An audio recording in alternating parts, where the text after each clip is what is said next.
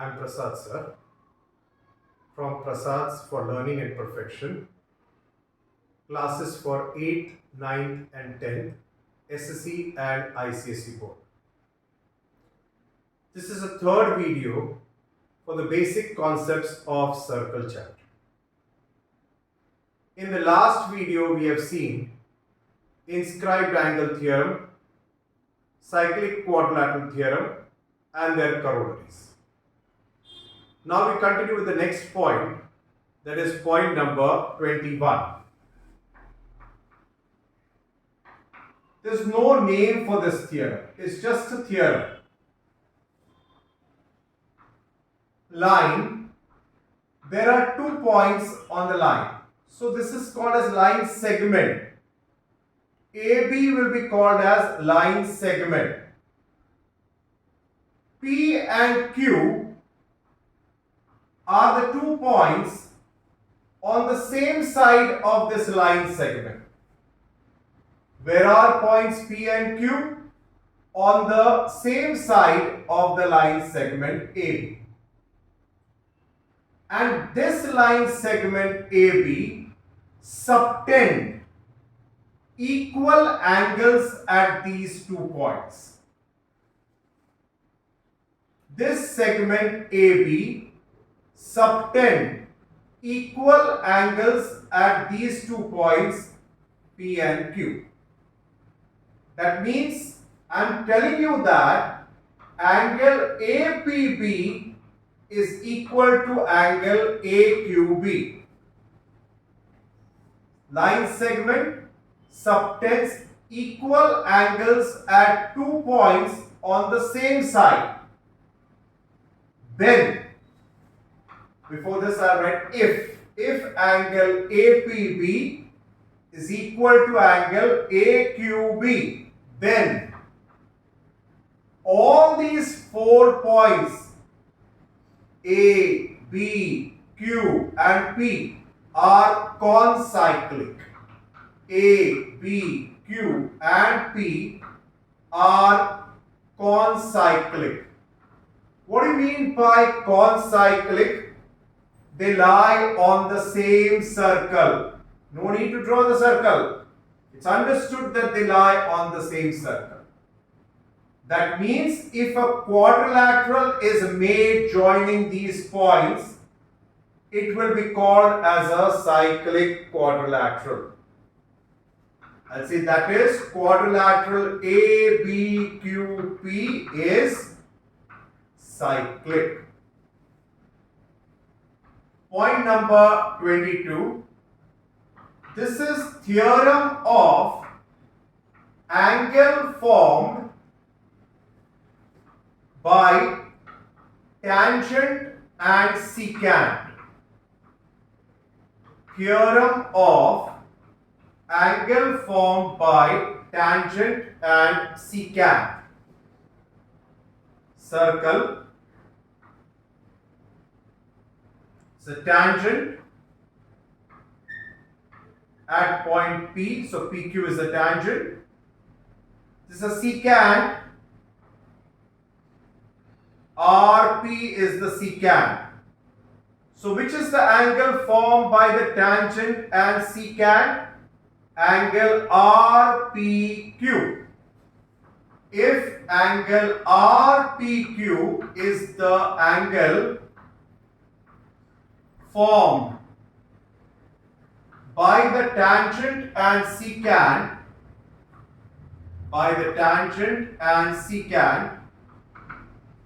this angle RPQ is half the measure of this intercepted R, RXP. Angle RPQ is half the measure of R, RXP. This is not inscribed angle theorem at all, because angle RPQ is not the inscribed angle.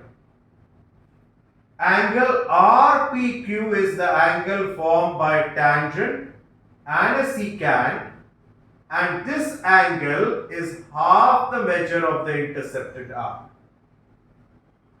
Though this is not inscribed, but this is the intercepted arc for the angle.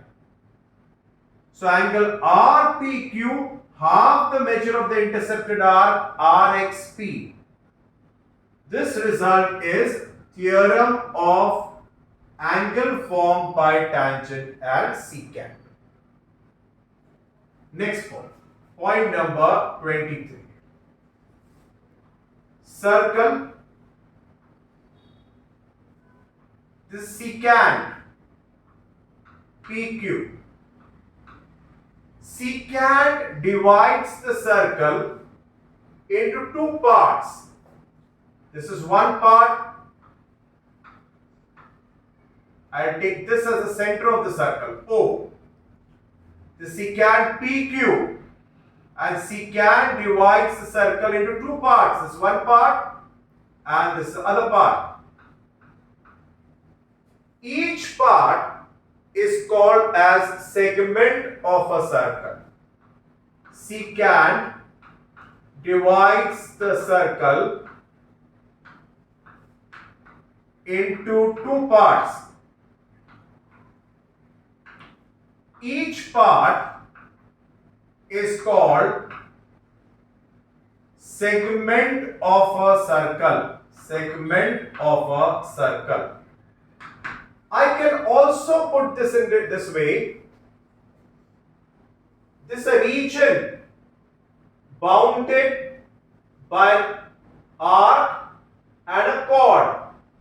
Region bounded by an arc and a chord is called as segment of a circle. This is also the region bounded by arc and a chord. Segment of a circle. This particular segment contains the center of the circle. So it is called as major segment. And this does not contain the center. This is called as minor segment. How to name the segment? I'll take a point X. So this particular major segment is segment PXQ. I'll take another point here, Y. The minor segment is segment PYQ. Don't get confused with arc PXQ. When I say arc PXQ, I am talking about this part, arc PXQ. Arc PYQ, this is arc PYQ. Segment PXQ, this is segment PXQ. Segment PYQ, this is segment PY. Now next point, point number 24. Angles in alternate segments.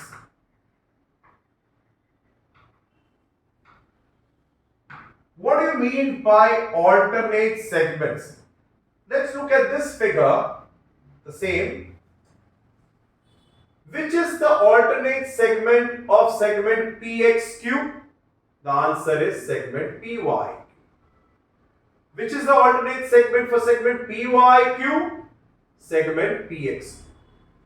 In other words, they are alternate segments of each other. So if I draw a circle,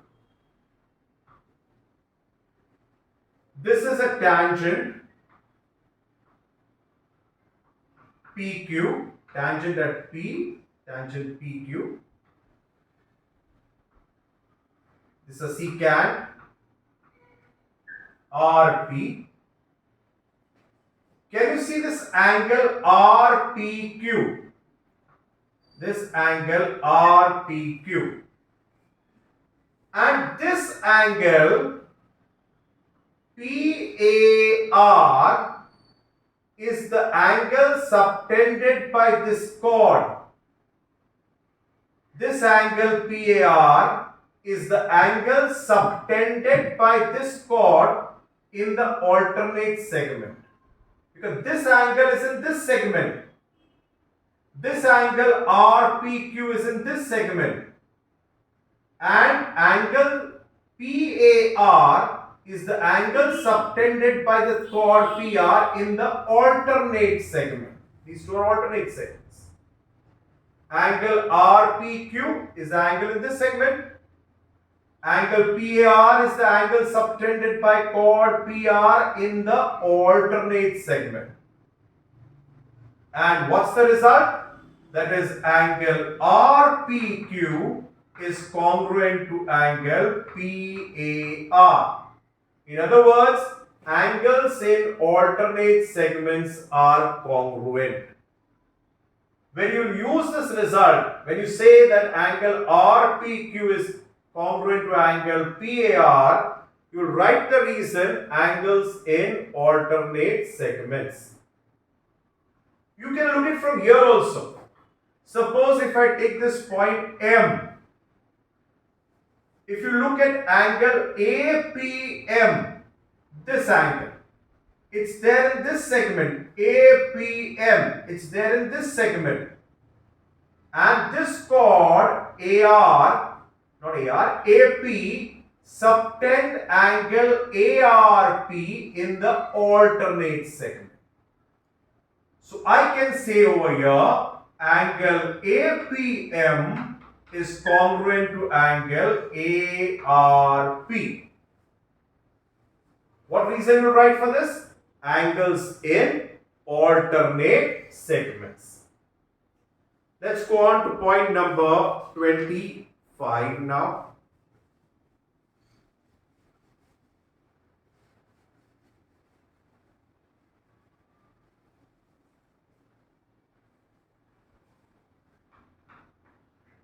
Theorem of internal division of chords. Theorem of internal division of chords. 26th will be theorem of external division of chords.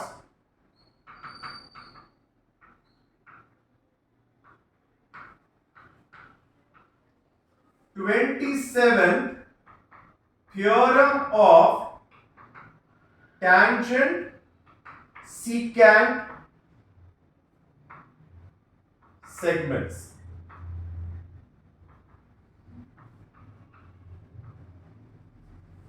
I am taking these 3 points together to make you understand more clearly. Circle, chord AB and chord CD intersect at point P in the interior of the circle. Circle, chord AB and chord CD intersect at point P in the exterior of the circle. Circle, tangent at P and secant AB intersect at point M. Look at all 3 together. Very important. Theorem of internal division of chords.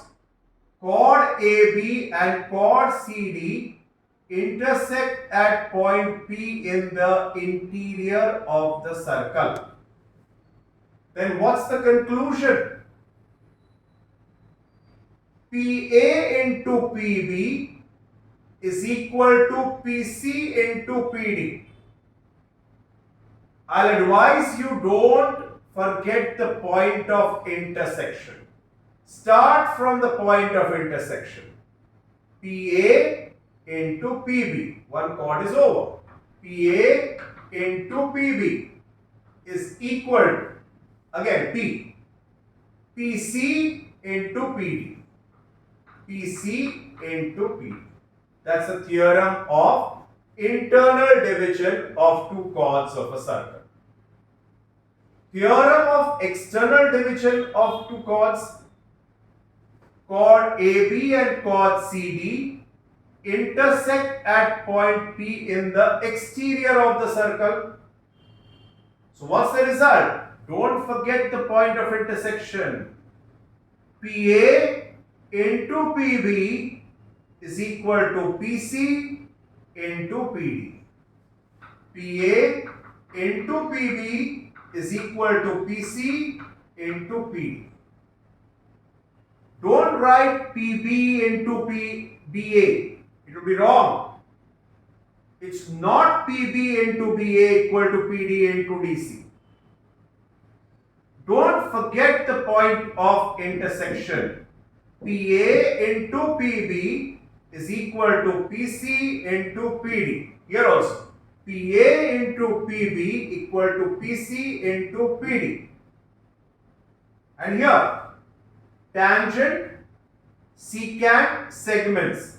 Tangent and secant intersecting at point M in the exterior. Don't forget the point of intersection. What's the result? MP square is equal to MB into MA. MP square is equal to MB into MA.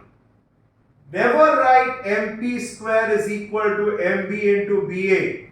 It's wrong. Don't forget the point of intersection. MP square is equal to MB into MA. Everywhere I've started with the point of intersection, if you notice. Now point number 28.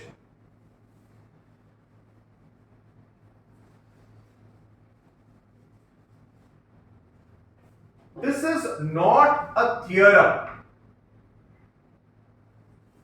but I would like to show you the result. Here the chords are intersecting in the interior of the circle. Chord AB and chord CD are intersecting in the interior of the circle, that is point P. If you see here, 29th circle, chord AB and chord CD are intersecting at point P in the exterior of the circle. Don't get mixed up with this. That is why I've taken this together.